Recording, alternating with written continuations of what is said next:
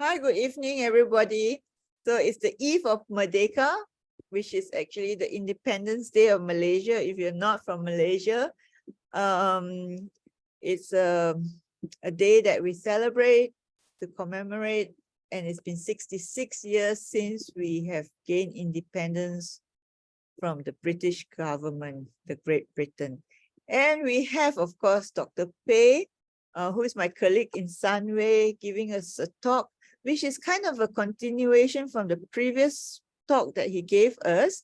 And it turned out to generate a lot of interest, actually. So we are going to continue with diabetic retinopathy. And without further ado, come Pei, come, let's start, because I need to go back partying. Okay. Hi everyone. So welcome to this literally this once in a blue moon event. Because apparently today is a blue moon. Is it? Yep. It's the first blue moon in 3 or 4 years. Oh, really? Yeah. Okay, after that, I'll have Yes. to look. So the next one will be in 2027 apparently. Oh. So this is literally a once in a blue moon event.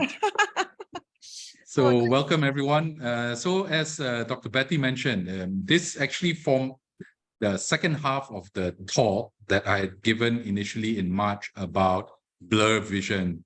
And at that point, we had talked about, how to assess vision, the different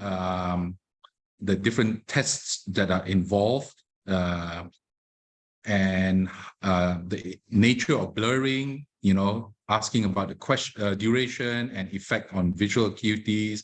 And then we moved on to how we approach it, going from the front of the eye to the back.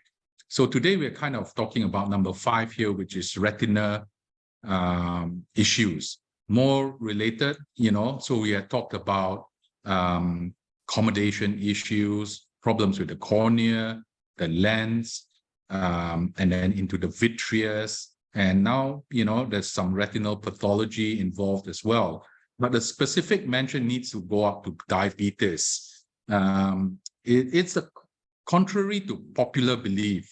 We all think that cataract or glaucoma is the commonest cause of blindness. But in actual fact, diabetes is the commonest cause of blindness in working age adults. I think this has been, in the last 3 weeks, it has been highlighted even more because I've had 3 patients below the age of 50 walking into the clinic with counting fingers level of vision in both eyes. And so this really highlights, the importance of awareness that actually it is diabetes that is the commonest cause of blindness in working age adults. And a statistic that a lot of us don't realize is 1 in 5 Malaysians are diabetic, but only 36%, according to a survey, attribute this to blindness. Whereas in fact, as I mentioned, it is the commonest cause. So if you think, actually retinal disease affects 1 in 3 diabetics. So you can do the sums, and out of those 1 in 3 diabetics that develop retinal problems, a further 1 in 3 of that subset will develop vision-threatening eye disease. So doing the sums, it's worked out to about 500,000 diabetics in Malaysia with vision-threatening eye disease. So I've seen 3 in the last 3 weeks and have operated 2 of them already. So why does it happen? Okay, so broadly speaking, when we look at the retina, which is the camera film of the eye, we look at 2 parts. One, the overall retina, where we grade the diabetic retinopathy, or DR for short. And that has been established since the 1980s, a grading system where it's broadly divided into non-proliferative and proliferative disease. The difference is, with proliferative disease, there's a growth of abnormal new blood vessels from the retina. So it grows from the surface like sea fan, like sea fan corals. So that's diabetic retinopathy. It is a, if you like, it is a secondary hallmark of ischemia, the level of ischemia in the retina. So it's a reflection of the poor blood supply in the retina overall. Are these And due to collaterals?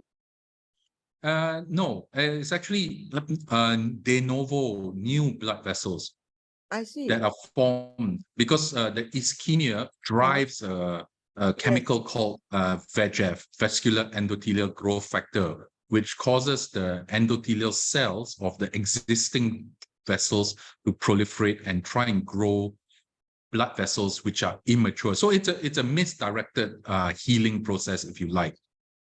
Oh, because when we have blockages in our coronary arteries, we have collaterals forming, which are like new vessels, but it is also due to ischemia and a blockage. So it must be the same factor that is Kind of the driving same. it. So that the ischemia, the collaterals and all, they form actually in the non-proliferative phase. I see. So it's a precursor. So in fact, we'll talk about this at the severe stage, right? There is this formation of these things called intraretinal microvascular abnormality. So these are very fine collaterals that open up. So for example, if you block a river mouth, the river behind, the water pressure behind finds collaterals or little tributaries. So these are seen as these ermas. And then later on, as the process deepens, the ischemia deepens, that's when you get abnormal de novo blood vessels forming. So that's the retinopathy, the global retina. But the other thing that's most important is this little center 500 micron area called the macula. So that is affected in the sense that and it's affected in a condition called diabetic maculopathy. So it's either absent or present, involving the center or not. So let's talk about diabetic maculopathy. So here we have a diabetic retina. If we ignore all the little blood hemorrhages that you can see, is my cursor visible? Yes. Okay, so all these blood hemorrhages, so this would be in the peripheral retina. Okay, so let's concentrate on this center area here, which is the macula. And you can see these white spots and you can see these little tiny dots. So these are called microaneurysms. And so this is weakening of the capillaries. And it's like a garden hose where the wall is weak, so it forms a little bubble. And these things leak, and they leak fluid, and they leak just like as the water, as the tide comes into the shore, it leaves behind debris at the edge. So as it leaks, all the cholesterol, lipids are deposited at the edge of the leakage. So you could say, if you look at this picture here, all the little microaneurysms, this is the area that's leaking. So in a almost like a circular fashion, or we call it a circinate pattern, it leaves hard exudates at the edges of leakage. And this is threatening the center here. So if we assume that the optic disc is 1.2 millimeters, so you're looking at less than a millimeter away. And so this is called macular edema, edema of the macula. And these days, right, we can look at this, but we cannot tell if this macula is thickened or not, because in 2 dimensions, we cannot discern, is there fluid at the retina or fluid in the macula or not. So these days, we rely on this machine called the OCT. And this gives you a really amazing photograph these days. You can see in profile, you can see the 9 layers of the neurosensory retina. And this part here, the dip, corresponds to this dark area in the center called the avascular zone. Now, this dip is present because at this point in time, all the photoreceptors are compacted and right in the center here, and all the nerve fibers are pushed to the side of the neurosensory retina. So this scan will give us a cross-section where you can pinpoint an area here. And in cross-section, you can see that it's actually swollen. So you can appreciate that on cross-section, the macula is actually thickened. So, I mean, we are talking about micrometers here. So, this could be about 300 microns or 400 microns. And a normal macula would be about 250 microns. So can you imagine the human eye's resolution in 2 dimension cannot discern the difference between 250 microns and 400 microns. So the OCT scan has become almost sort of compulsory, I would say, if you want to properly examine macula. So you can see almost the pathology involved here. There are these cystic spaces which correspond to fluid at the center of the retina. So this is center involving diabetic maculopathy. And you can take measurements. So this one, as I mentioned, 359 microns. It gets a bit thicker out towards the side here. And if you can even do OCT angiography these days, so using this machine, you can generate a map of the capillaries, and it shows area where there is leakage, where there's an enlargement of the capillary zone. And these are sort of secondary markers as to show ischemia as well at the macula. So, in the past, we used to laser these, with a laser. So essentially you put a contact lens on and you use the laser energy to, I wouldn't say it's thermal energy, but I think what you're really doing is tickling the cells beneath the neurosensory retina to try and absorb the fluid. So up until about the early 2000s, that's all we had. But it reduces the risk of moderate vision loss by 50% over a period of 3 years. But the problem with laser is that it's very difficult to titrate, and very often when you apply the laser, there's no reaction. So there's no feedback. So you don't see any reaction. So the temptation, especially if you're a junior, is to try and up the thermal energy to get the idea is you get these light reactions, light gray reactions. But the problem is there's this phenomenon. So this is an early laser that was done.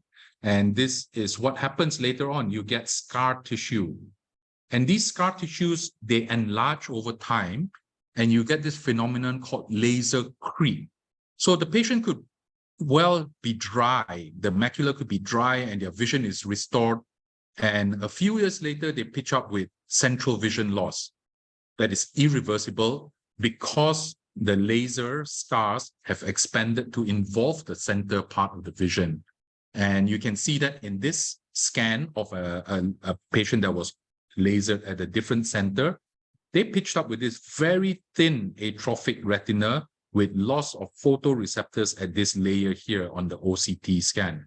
Pei, can you switch on your camera, please?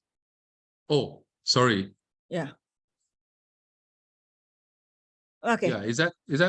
That's fine.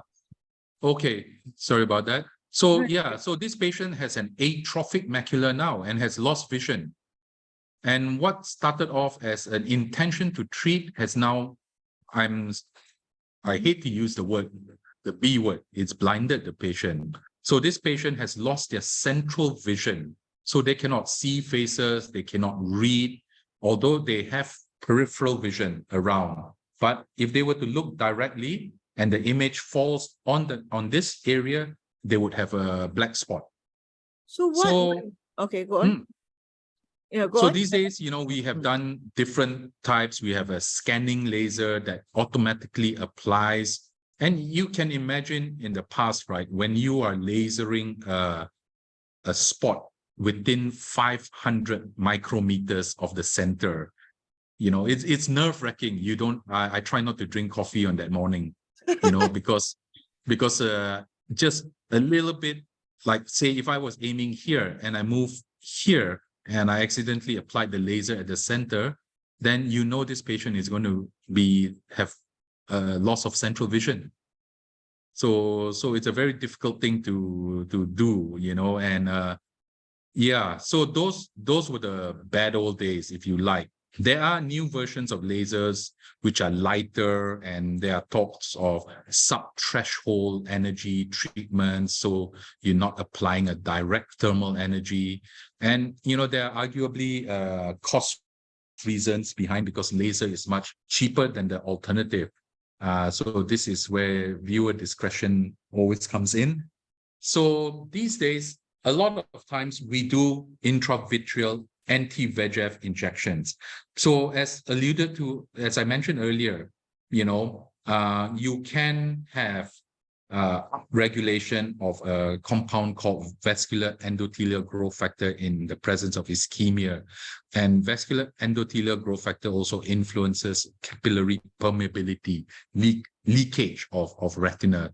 So these days, most of us tend to do an intravitreal injection, meaning we inject the drug directly into the cavity of the eye, into the vitreous, where the drug can affect the macula directly. And it sounds horrible, but over the last 20 years, you can see all the newer drugs, bevacizumab, ranibizumab, aflibercept, brolucizumab, faricimab, you know, all these are recombinant antibodies. And then on top of that, you have steroids as well, which affect vascular permeability as well.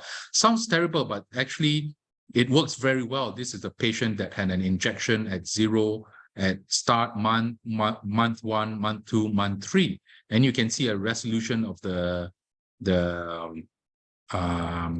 you can see a resolution of the thickening, you know, with time. And I don't know if I can play the video. Yeah. So this is a live video of a patient having an injection, you know, and you can see this is done entirely under local anesthesia. You're right. With discretion. Yes. So done under local. And that's it. And, you know, for the purpose of filming, I'm going really slow.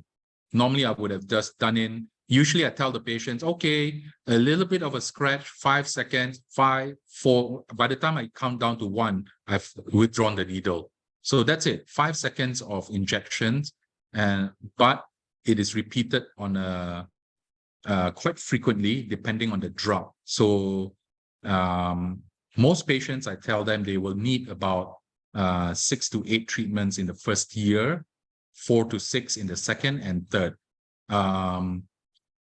If they can maintain a dry macula for a period of at least 3 years, it's said that buys about 5 years worth of protection, and it can be repeated, you know.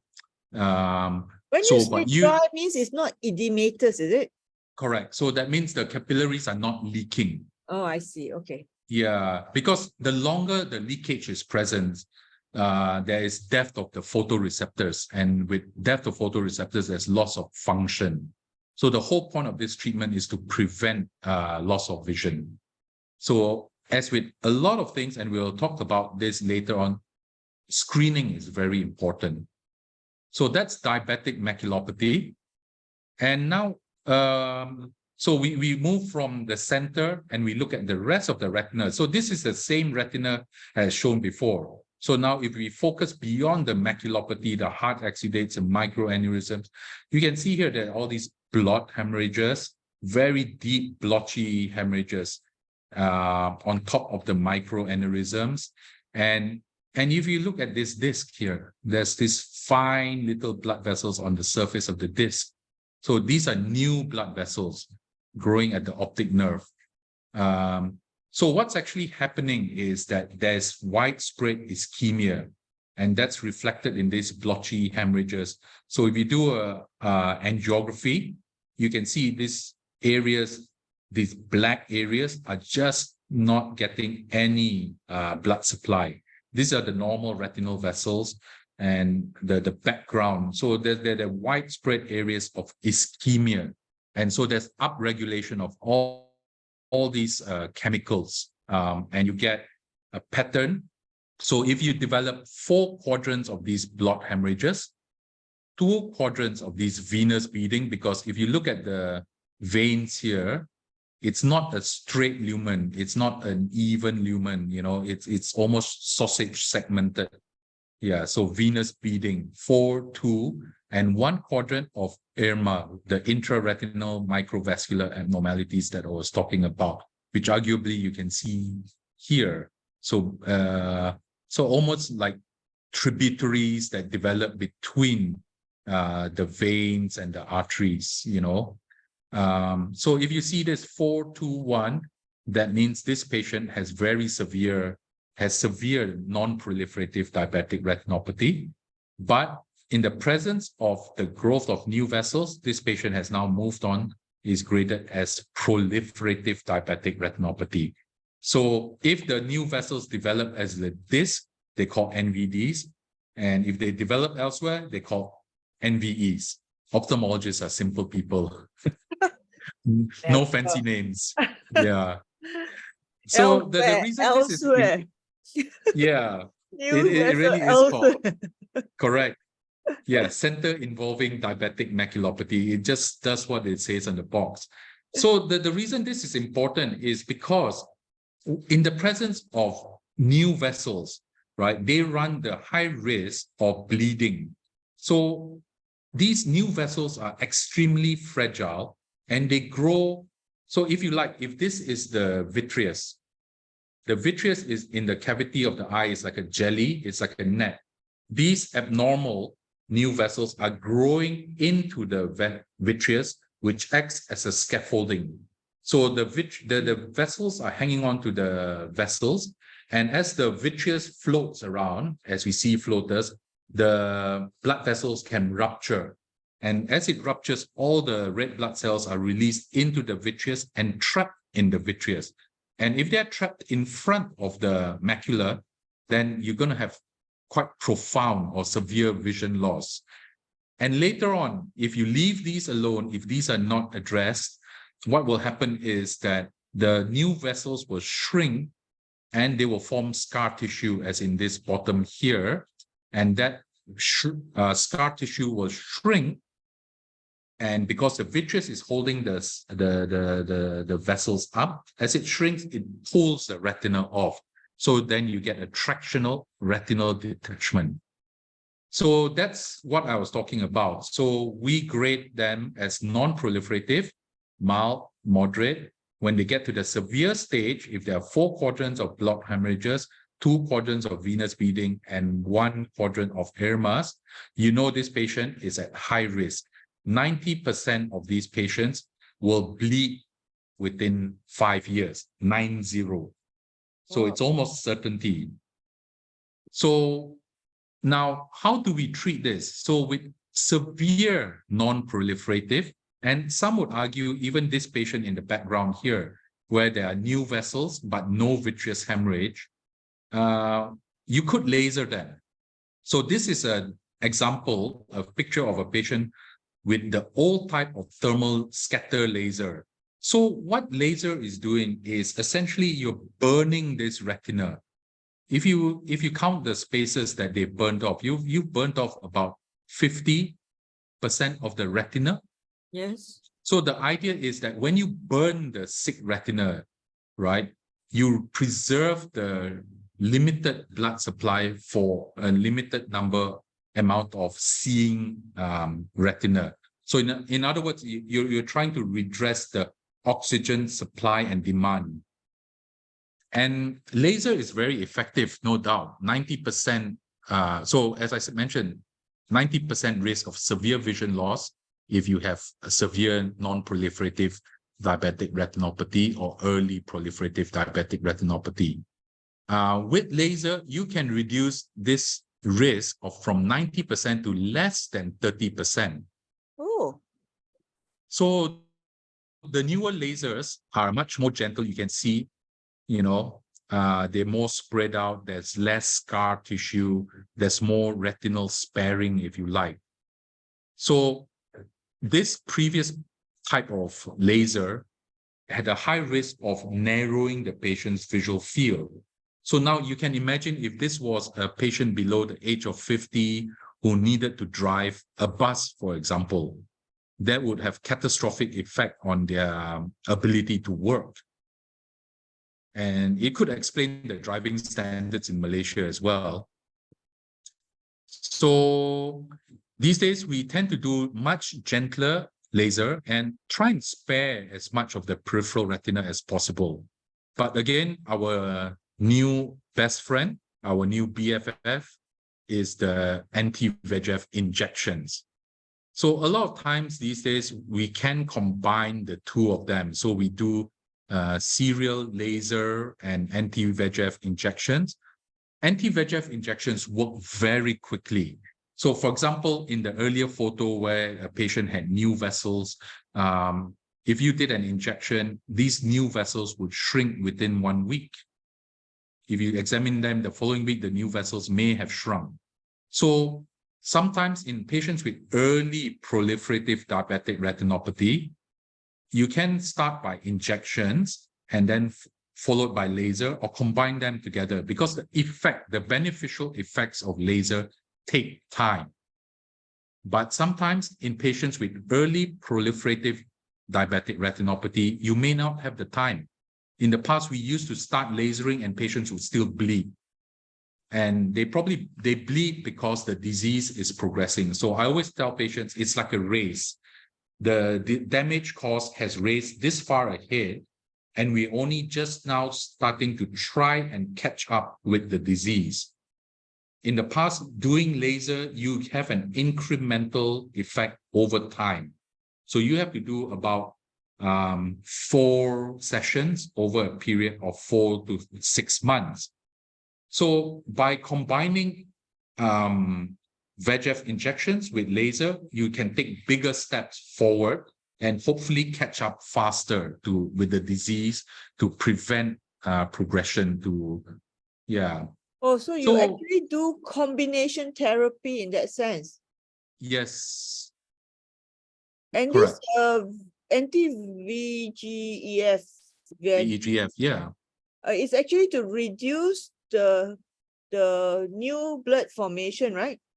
Correct. The new vessel formation, to shrink the new vessels. Or And to then shrink also the new vessels. Okay.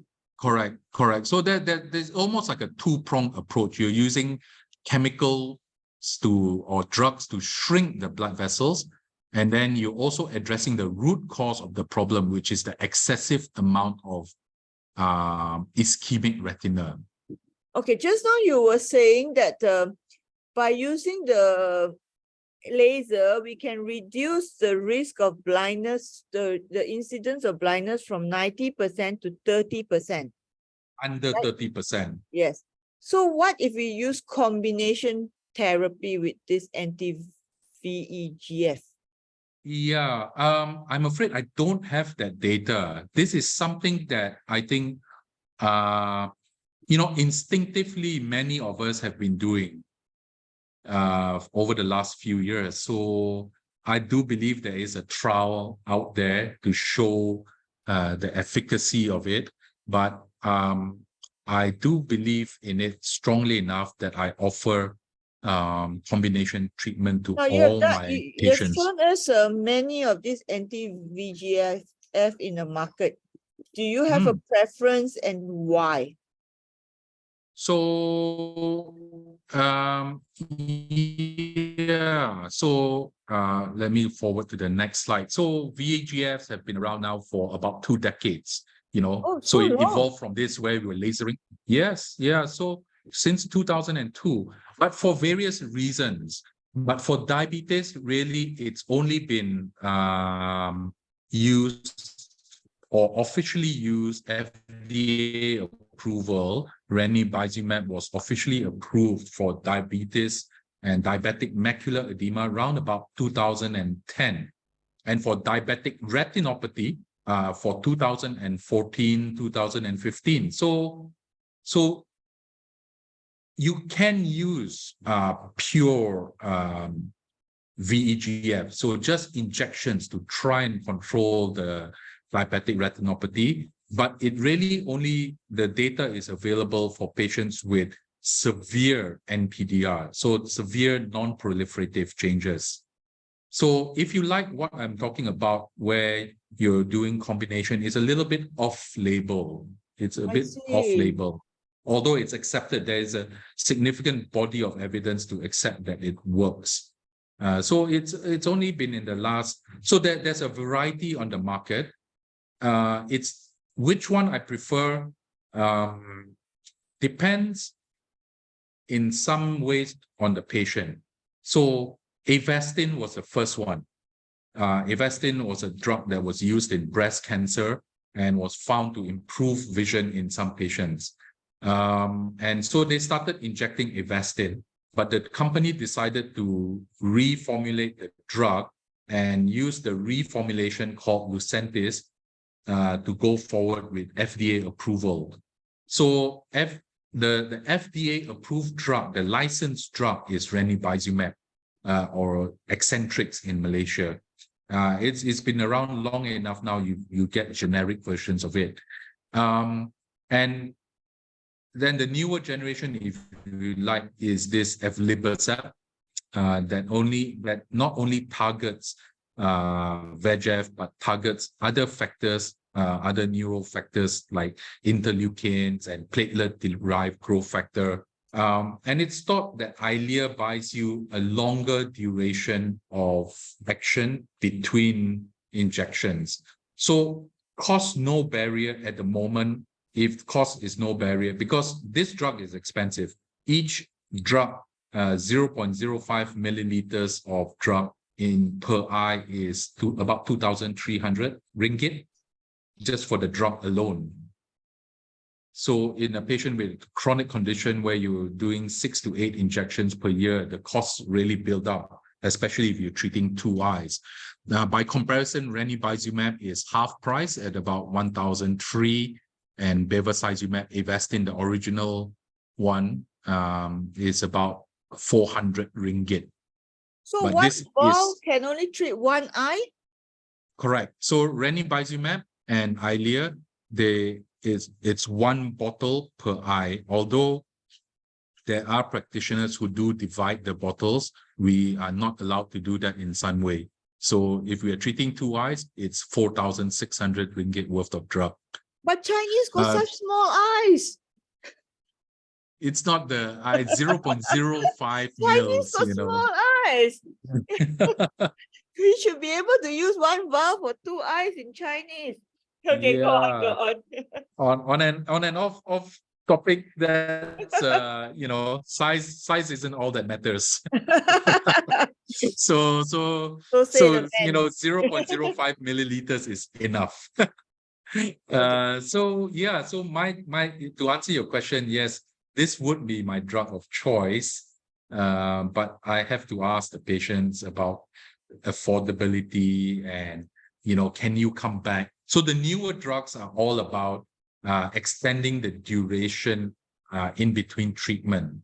But a lot of the newer drugs are not in the Malaysian market as yet. Although Vivitsmo has just been launched recently, yeah, and that's supposed to buy you a 3 to 4 month duration in between injections. So yeah, so we move on to, so this is an example of a patient, you know.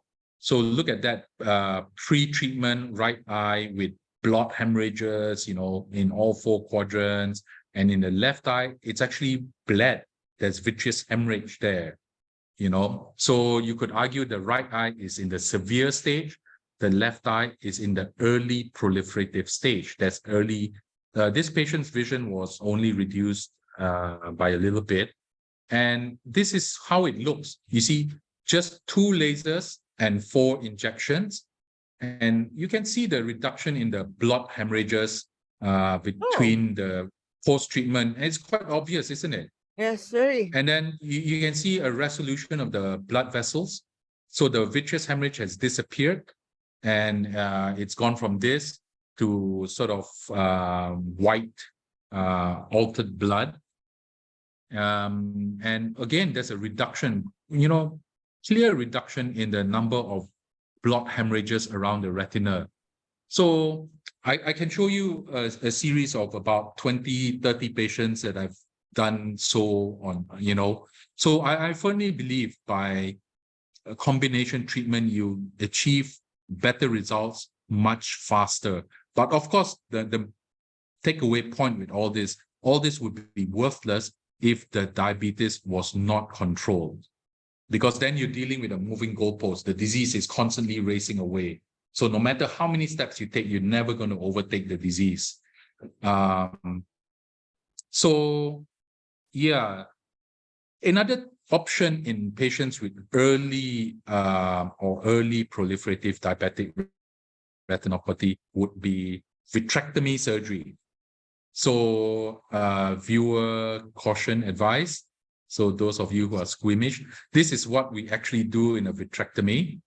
It's like an endoscopic operation, but on an eyeball. So the instruments are absolutely tiny, so 0.5 millimeters in diameter. So that thing is, so what you're doing here is you're removing the vitreous. So this is a patient with a retinal detachment, but it's just to show you what the vitreous looks like. So you can imagine someone with vitreous hemorrhage.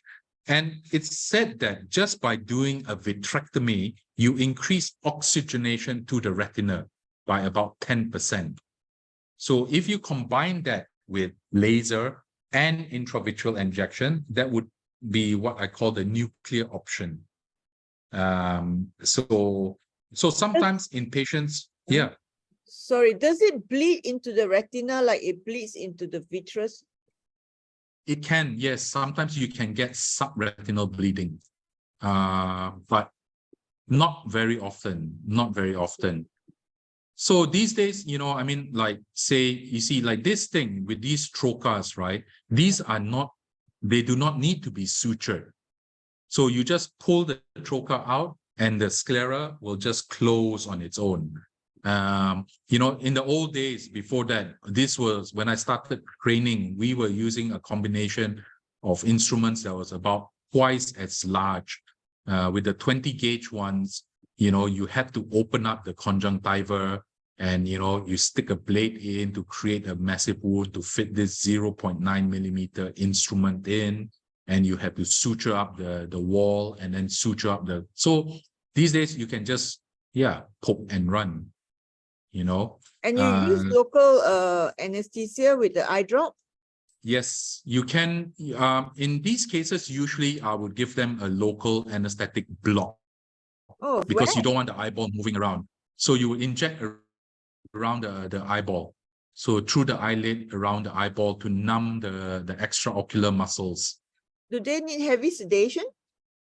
I tend not to give them sedation. I think talking to the patient and reassuring the patient is as good as sedation. I see. Okay. Yeah. The problem with sedation is I find the patients tend to nod off. And if they nod off and then they wake up with a start, especially the very elderly, they can get very confused and very agitated. They're very restless sometimes. So they Correct. move a lot. Yeah. Yeah, correct. Considering that we are, millimeters away from disaster, you really don't want any movement. So most of the time I would give them, all the time, I would give them either a local anesthetic blockage or give them a full general anesthesia. So patients have a choice. Yeah. So now if as in all, like some of these patients, okay, fundus obscuring vitreous hemorrhage. So these are patients that have bled so badly that you just don't see the retina. So the new vessels at the disc have bled. So these are the 3 patients over the last 3 weeks that have presented. So these are treatment naive patients who have never had any treatment and presented with bleeding in both eyes. All 3 of them were under 50 years old. And so at the later stage, when all this blood congeals and the scar formation forms. So this patient had a ring of fibrosis, which in profile looks like that. The fibrosis is acting like a scaffold and pinching and pulling the retina away from the retina. So in these patients, they are at real risk of developing complete tractional retinal detachment with total loss of vision. So these patients without treatment will become light perception or no light perception of vision. Yeah. So in these cases, right? So this is probably one of the most challenging surgeries that we do, because after you clear the blood, you have to divide all these tiny little membranes without tearing the retina. So you can see there's blood underneath the membrane. In this case, I've stained the membrane with a steroid, so you can actually see the membranes, and you peeling them off and you cutting them off very meticulously, again, without touching or tearing the retina underneath. And you can see the jelly is very sticky. It's almost like bubble gum. It reminds me of, when you get a sunburn and your skin peels. Yeah, it's not as crispy. So that's the thing. The jelly, right? It literally is very gooey, almost like so one of the thing that has really transformed surgery in the past 6-7 years for me has been the pre-operative injection of anti-VEGFs in these cases. So there is an effect. The anti-VEGF seems to shrink the blood vessels, so that's not so much bleeding. So for example, when you're peeling these membranes, there's actually stumps of little blood vessels underneath. So if you can shrink them beforehand, it makes the retina much less oozy and makes visualization much easier. And a secondary side effect is, I don't know why this happens, but injecting these anti-VEGFs before surgery turns this little bubble gum into more like, as you say, sunburned skin. It becomes a bit crispy. So it becomes easier to just pick it off, pick the little points. So it's little techniques like that have really transformed modern diabetic retinal surgery. So it makes it much less traumatic. I'm sorry, my video seems to have, oh no, it's gone, it's hung. This rarely happens, only once in a blue moon.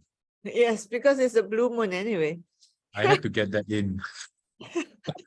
I had to mention that. I'm really sorry. I don't know how to. So let me just pause sharing and see if I can get it going again.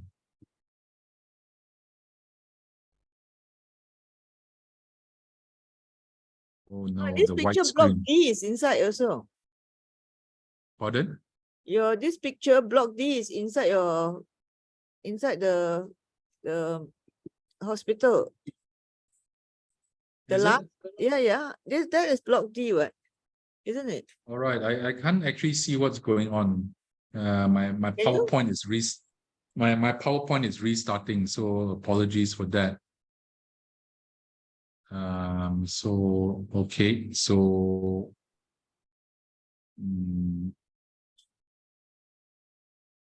okay, I'm sorry. Can you see my, okay, I'm going to share the screen again.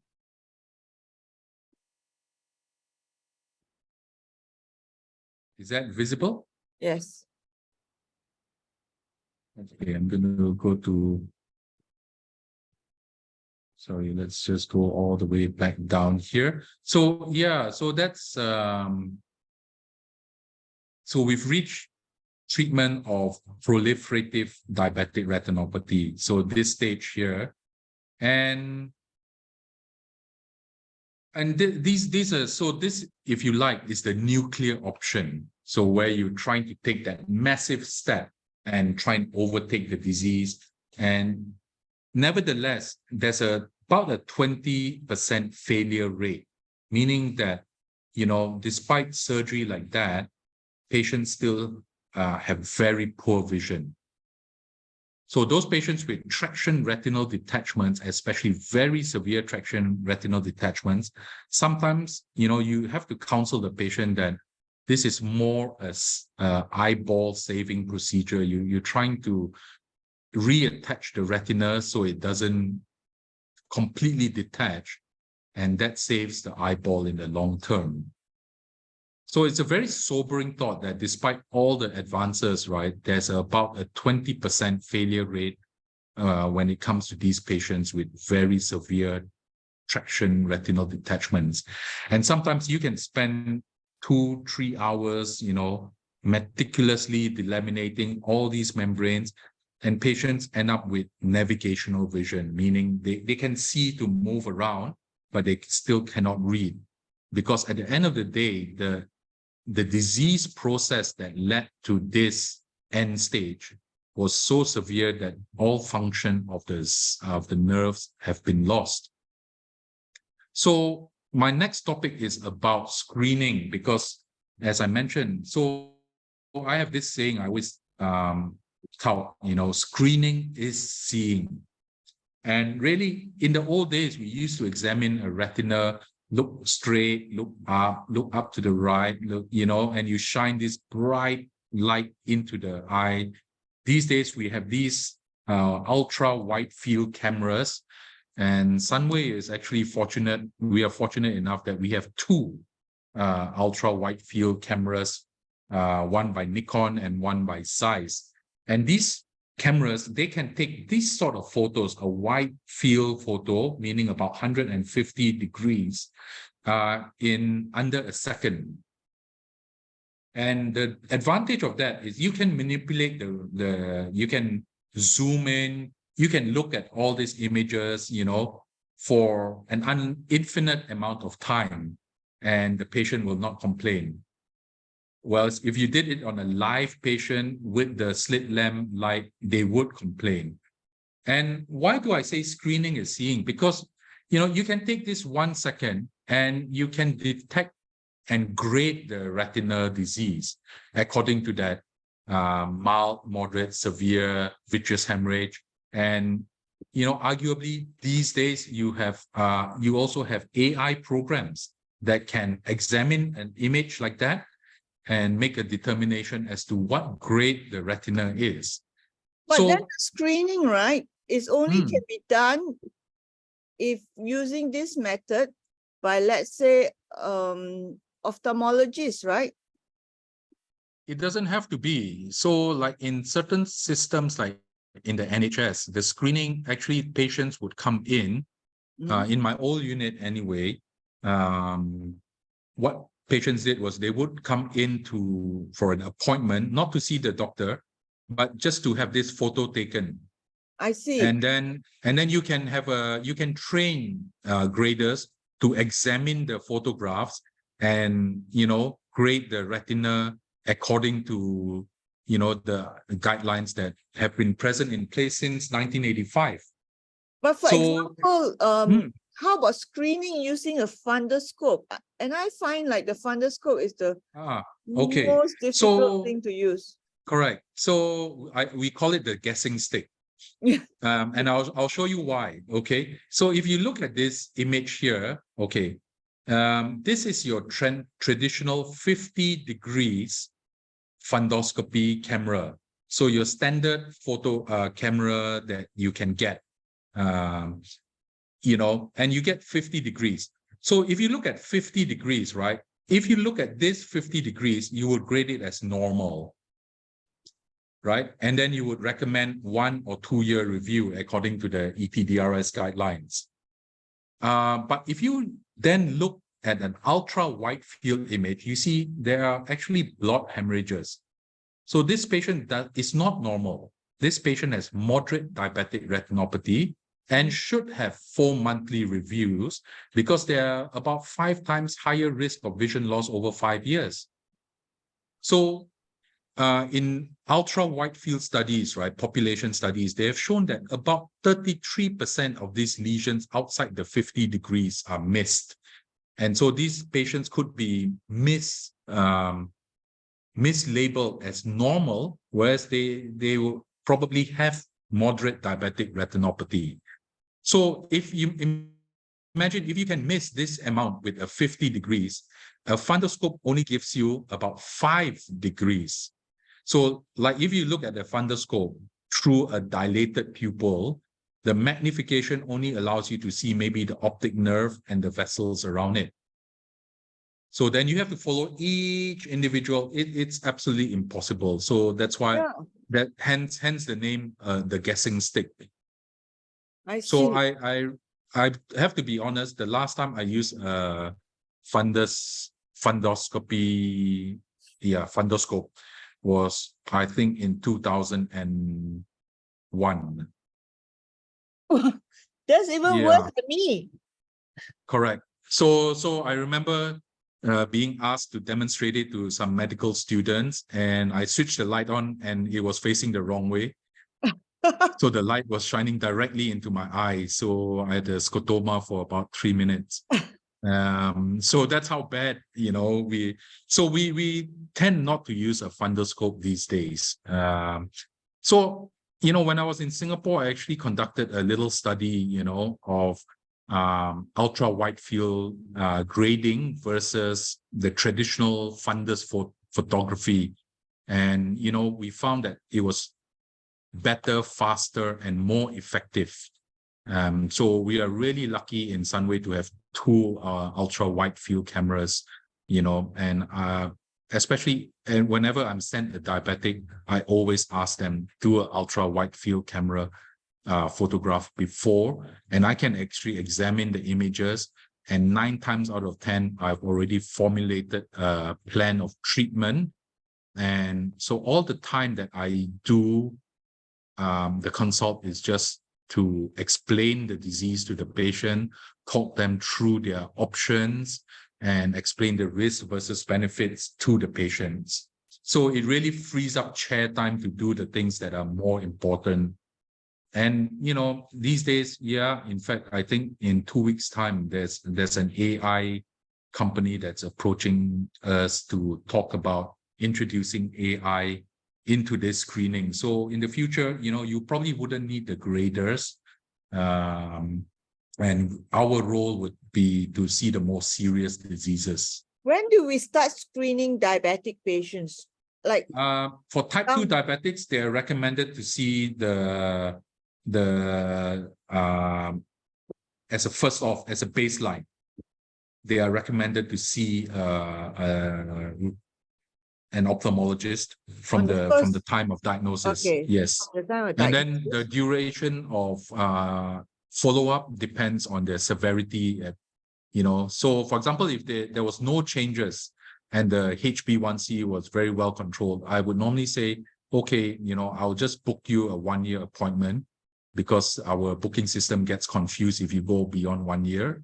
But I tell the patients, feel free to go up to 18 months in between. So 1 to 1.5 years. But for example, if the patient had moderate diabetic retinopathy, I would ask them for them to be seen every 4 to 6 months. If they had macular issues, I would ask them to review them every 2 months to do an OCT scan.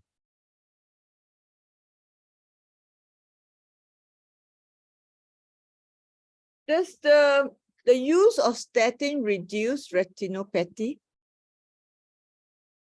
Not statins per se, but there's a study that shows the Accord study, I believe. It shows that using sorry, it's a senile moment. I can't remember the drug, but it's said to reduce the amount of exudation. But statins, they're not known to reduce the retinopathy. No. No. Huh? No. Yeah. So the other thing is, here these are images, right? You see like this little image here, this the fundus image, and you can, if you examine the patient, you probably would miss this on a slit lamp.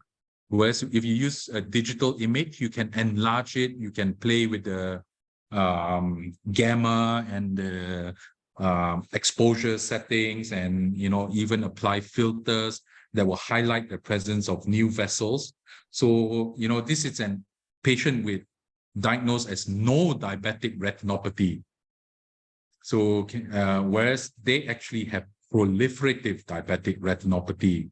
So these two cases really highlight the importance of ultra wide field imaging. Again, this patient's left eye was graded as no diabetic retinopathy, whereas it actually showed new vessels. So this patient actually went forward to having intravitreal anti-VEGF and laser treatment. So I think this is a compilation of all the slides, in our journey through blur vision. And yeah, we've reached the end. Thank you very much. I Okay. open the There floor are- to questions and Okay, there's discussions. one by Dr. Nas. Is there any hope for patients via this treatment if they have been diagnosed with retinal detachment perhaps 5 years ago? Again, I never say there's no hope.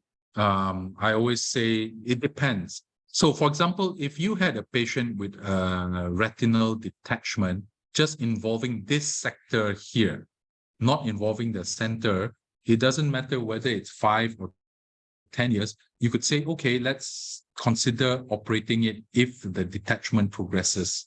So I would admit, yes, 5 years of retinal detachment is a long time, but again, it also depends. If the vision is very poor, if the macula has been off for 5 years, I would say, yes, the chance of recovering vision is extremely low. Another question by Dr. Susie from Docquity is, when diagnosing diabetic retinopathy, what are the key imaging modalities and diagnostic techniques that clinicians should be familiar with? Clinicians, meaning ophthalmologists or general physicians? I think maybe both.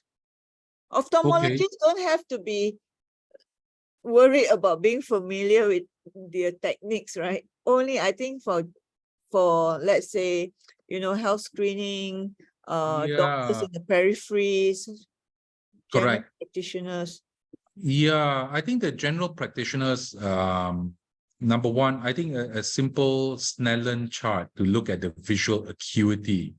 You need some Really, sort of objective measure of the patient's vision, because if there is a appreciable loss of vision, sometimes the patient may complain to you and they say, oh, my vision is blurred. And that's when you start investigating, you think through the causes. Is it a problem with the camera lens? Is it a problem with the camera film, but in a way, if the patient is diabetic, then really they need to be seen by an ophthalmologist. And the ophthalmologist, I would say, an essential tool to me, and this may be controversial, and maybe it comes from a position of being of privilege where you work in a center with an ultra wide field camera.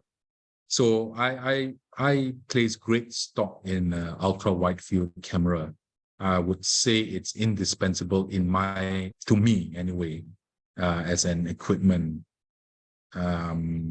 So really, I think as the cost of the ultra wide field cameras come down, I think it will become more accessible. To the general public, it's an awareness. So they need to be aware, and they need to understand screening really is seeing, because the majority of patients I see have reversible vision loss, and it is entirely preventable. So when you say yes, entirely preventable, as in with better diabetic control or early detection? both. So it has to be so at the end of the day, yeah, I have to acknowledge my endocrinology colleagues. I normally have a slide showing them, at Sunway, so they are indispensable, because I work very closely with the endocrinologists, I would call them up personally to say, hey, this person's retinopathy is deteriorating and progressing, can we, is there an issue with the diabetic control? For example, sometimes, if I see a lot of heart exudates, I will actually call them up and say, hey, can we consider, again, this is a senior moment, that drug that reduces the amount of, I mentioned in the Accord study, so these are the things that I need to work with. I would say it's essential as well. Yeah, I think diabetic control, good diabetic control has been proven to reduce risk of retinopathy and even peripheral vascular disease and kidney failure. Not so much cardiac diseases, but I Yes. think the take-home message is always better control. Correct. Yes. Yeah, and a lot of patients will ask me, say, oh, what's the point? I've lost my vision. I say, well, the point is that if you don't control it, it's going to make it more difficult for us to do anything for the eyes. It suddenly becomes, it's a vicious cycle. Yeah. Okay, Dr. So is there a link between glaucoma and diabetic retinopathy, considering the common factor is diabetes? Yes, diabetics are said to develop glaucoma more frequently. They are higher risk of developing glaucoma, but I'm not aware, to be honest, the direct link between the severity of glaucoma with the severity of retinopathy. But the two can coexist, and very often you need to treat it. But we always joke that very often the retinal surgeons are the one that cause glaucoma because, we're lasering, we are doing surgery in the eye, we are injecting stuff into the eye that raises eye pressure, so it's an eternal debate between not a debate, but I think it's synergistic. We work together, the glaucoma and retinal surgeons. Okay, we need to wrap it up. Have a good holiday tomorrow. Tomorrow is Merdeka. And I just want to say 3 weeks ago, I was hit by a car, me, not my car, me, by a visually impaired driver. So if you are having impairment in your vision, please don't drive. Yes, I hear you. I heard about that. I hope you're well. And I'm really traumatized to hear that it was one of our patients. Yes, because in the we hospital routinely, car park. Yeah, I mean, it's one thing, I routinely, and that's why it's not a joke that when I say, maybe that explains a lot about the Malaysian driving standards, Oh my because God, it's the number of people driving around with impaired vision, is actually quite shocking. So, well, good to see that you're well and have all limbs intact. Yes. Okay, see you then. I went on Thank to you. run a 10 km trail run. Okay, bye. That's fantastic, despite the being hit by a car. Okay. Okay, well done. Okay, Okay, bye. take Hey, care. thanks, huh? No problem. Good No trip to problem. Bangkok. Please don't put on Yes, weight. Watch your sugar level. Bye. yes. No red rubies.